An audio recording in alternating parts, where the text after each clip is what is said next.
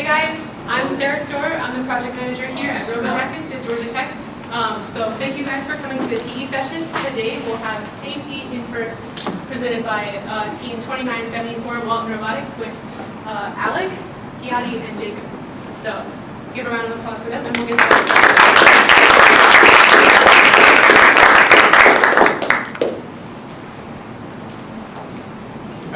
Good evening, everybody. We'd like to thank you all for being here today. And at this time, if you guys could please turn off your cell phones, we don't noise making the audio. Alright, so we're on team 2974, Walton Robotics. This is Jacob, he's one of our group leads, and this is Kiati, she's our executive director. I'm Alec, and I'm the safety director for our team.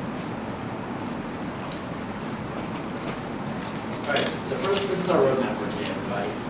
Full list is on the handout I provided for you guys, but just to highlight a few, we're going to cover safety in first, worksite apparel, and then emergency procedures.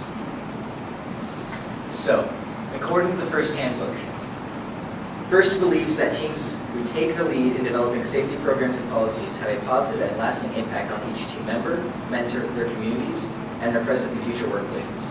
First recognizes the teams that demonstrate safety throughout the programs and are truly committed to developing and nurturing safety culture. Okay, so that's a lot of words.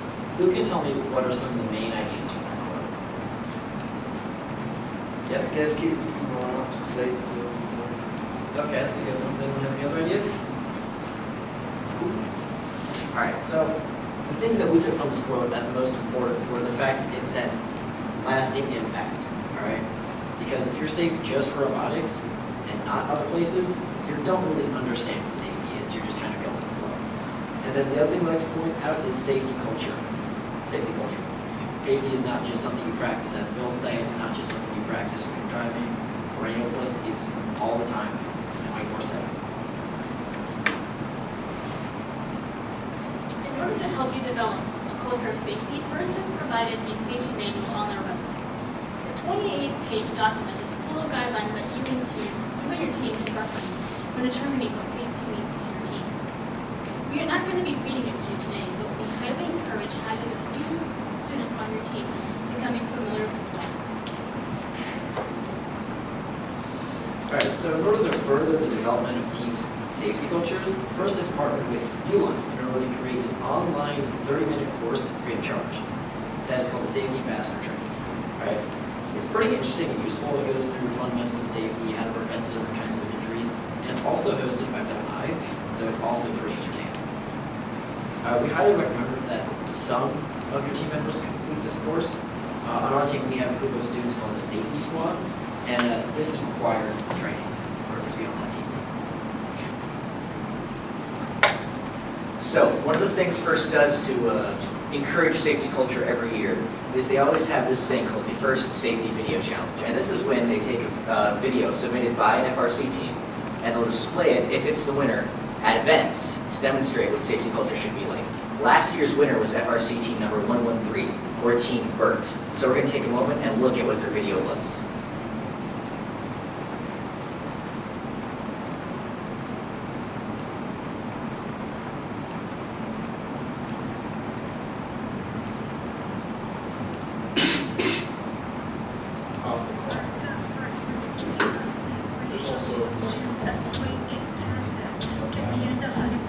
Tie the hair down as if you want to keep it. You can have a safe time like this. If you drop it, pick it up just like this. What? Couple screws and some ties, all those shifts, that's a risk. Something worth an extra second in the pits, yeah. Take inspector straight, never waste that. No running while you're trying to get to a match. Bring the bot in, give me space, man. Batteries charging, you should watch that. Working safety with your robot.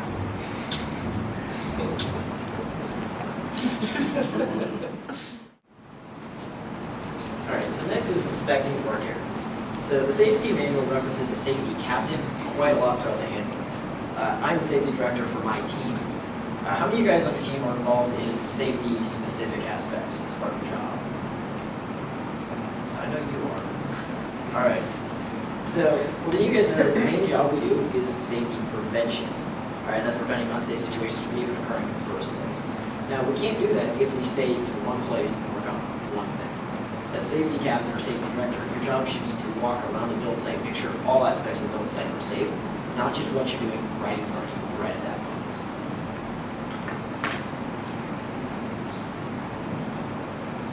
So, one of the things you have to be conscious about when you're at the build site is the tables you're working on, because tables come in two basic types. Those that will catch on fire and those that can't catch on fire. So out of curiosity, does anyone know what percentage of tables are actually fireproof? Why? Anyone else? Okay, so according to Wikipedia, 93% of tables made from IKEA, which let's be honest, where we get most of our tables, aren't fireproof. Ones that come in glass or steel are, but most of them, 93%, aren't. So when you're working with your work table, your workbench, you need to make sure that your workbench is fireproof, or if it's not, work with it properly.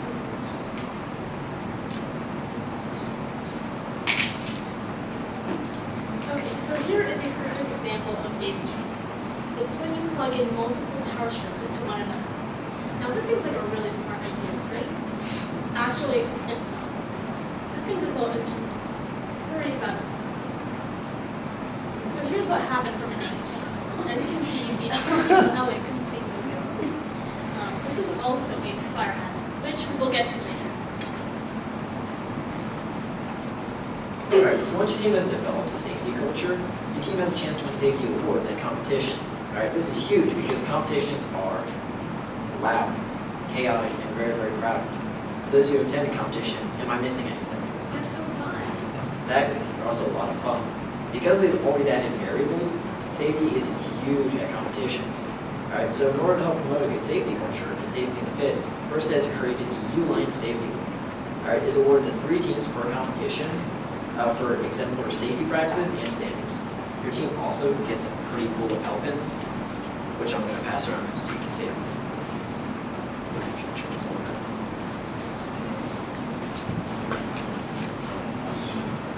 For those of you who attended competition before and were in the pits, you probably recognize this form. This is the highlight safety form. It's used to fill out team number, safety culture, all that kind of stuff, so that First can gather information on other teams' safety culture.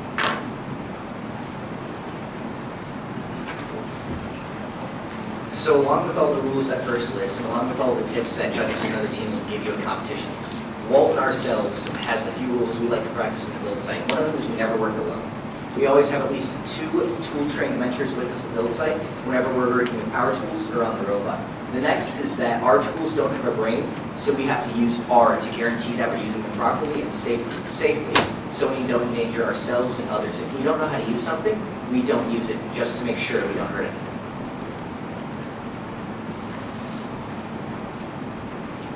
Alright, so who can tell me what PPE stands for? Personal protective equipment. Exactly, personal protective equipment. So, the most common kind of personal protective equipment you'll see are safety glasses, alright? So, can I ask, how does your team do safety glasses? Do you show up to the build site, there's just a bucket of them, are you responsible for bringing your own? How does your team do that?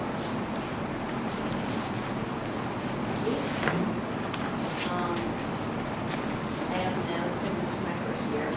Okay. Who knows how their team does safety glasses? For us, we're all responsible for bringing our own. You're responsible, okay.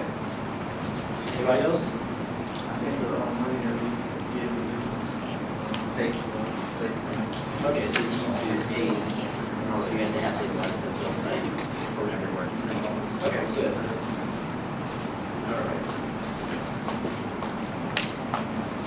Now, it should be noted that not all safety glasses are created equal. Some of them work, but another pair, like science goggles, are great when you're working on a chemistry table, but completely unnecessary when you're working at a build site. When you're working with a robot, you need to be able to see everything, and these goggles are bulky and unobstruct your vision, so they're pretty much pointless. Alright, so I see a bunch of us wearing glasses in the audience, so this one's mostly specifically for us. There are these things called side shields. And what these do is they fit to the frames of your glasses and cover your sides of your eyes like that. But there are some problems with them. The most part being is they don't cover the front of your face. And unless you want to spend some money and get some safety rated regular glasses, they can still get damaged from a front kind of impact. So your glasses will get damaged and you might hurt yourself.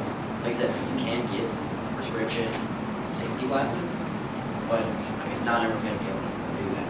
They also leave gaps underneath your eyes and above, and sometimes from behind from the ears. And although you might see some judges at competition walking around with them, they're not working on the robot. Right? So when you're working on the robot, you don't want to be using them because something can still happen. So here's an example of the perfect pair of safety glasses. They are clear, clean, well ventilated, they fit his head, and they are safety rated. This is what you should be wearing when you're in your build site working on the robot. Safety glasses are also often forgotten or misplaced in the field area. These problems occur quite frequently, but they are not hard to fix. Here are some solutions. When you take a break, or when you stop working on the robot, it's best to just keep them on your face instead of putting them on your forehead or taking them off. This way, you will have them on you if you have to work on the robot, or you will not forget them, or just leave them lying around when you go back to building. This will also help you keep your build area clean. Okay, this one's my slide. So there are other types of PPE we're going to be covering, and these are the 3 other basic types that you'll find at your build site or workstation. We're going to cover hairbands, ear protection, and gloves. So hair is a major concern when working with building. Not only is it loose and dangly, but it is easily cut on and loose. This is why you should always tie your hair to a ponytail or a bun, especially if it extends past your neck. I would in my case. If your ponytail still extends past your neck, then you should definitely tie it up. Alright, so now we get to hearing protection. For the most part, this one is relatively simple. If it's loud, it'll hurt your hearing. Alright, so the average conversation is at 60 decibels. Alright, a rock concert is about 100 decibels. Audio levels of 90 decibels or greater will permanently damage your hearing. So, for example, if I'm using a power tool, I don't need hearing protection because they're not 90 decibels. However, if I was using, say, a chop saw or any other tool with a large radial spinning motion, I would require hearing protection to be able to use that tool. The last are my personal favorite, and this is gloves. Gloves are great when you're working with hot metal because they are heat resistant, and this does protect your hands. They also stop things like little shards of metal from embedding themselves into your skin, which, trust me, does hurt. However, there is some times where you don't want to use gloves. And this is mainly when you're getting in close with a tool, because it's very possible for gloves, given that they make you less situationally aware, to get caught on certain tools, say a rotating bandsaw or a grinder. If the gloves get caught, nothing's going to stop them from taking your hand with it. So you need to be situationally aware and think before you put these things on.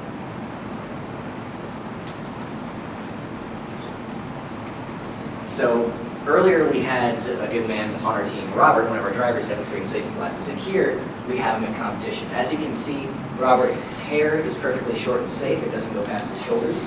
He's wearing safety glasses that properly cover his eyes, the ones you saw earlier in the slide. He also has a nice, not loose-fitting shirt. That's very important. Your shirt can't be loose-fitting. His jeans go all the way down to his ankles, and he's wearing closed-toed shoes. Alright, so the most common thing that we wear are shoes.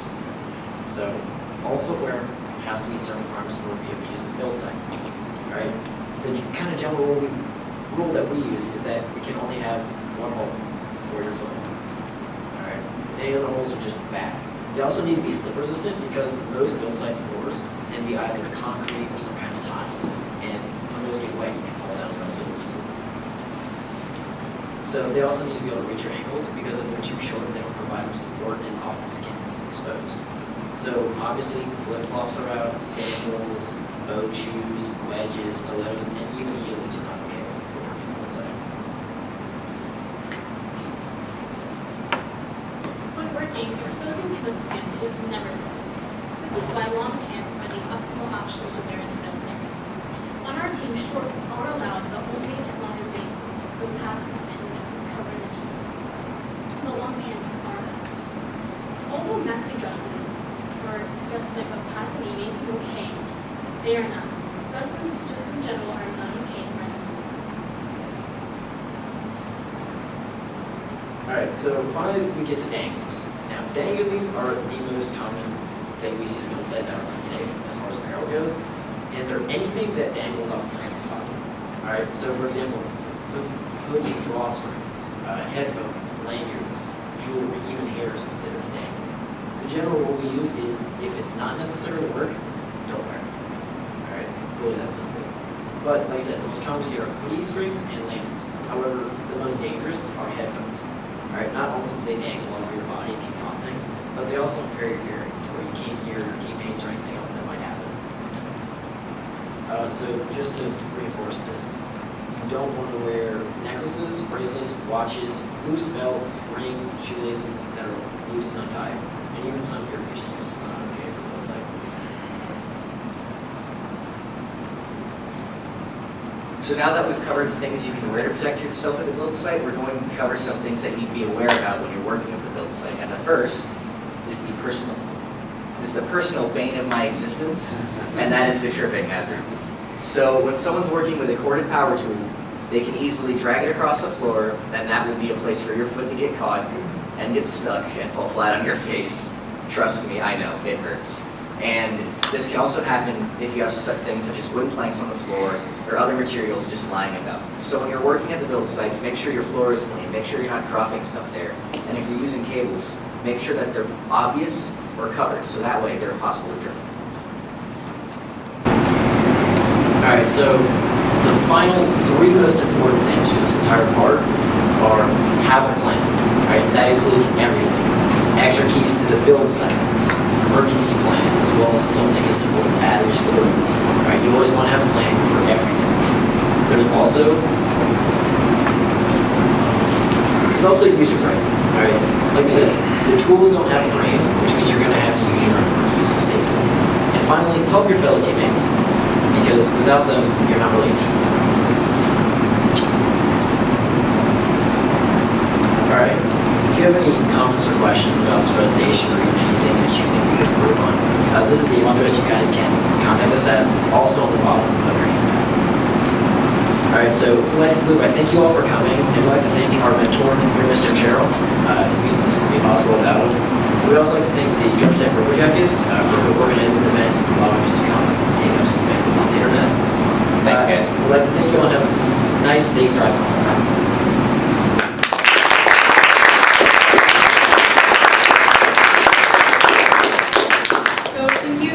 Robotics for presenting today. This session was a little bit short. A lot of schools this week are on fall break, so is Georgia Tech. So I hope you all enjoy the rest of your night, and thank you guys for coming. Thank you. You're welcome. You laughing on the freak show sitting next to you. You laugh some weird people sitting next to you. You think how did I get here sitting next to you? But after all I've said, please don't fall.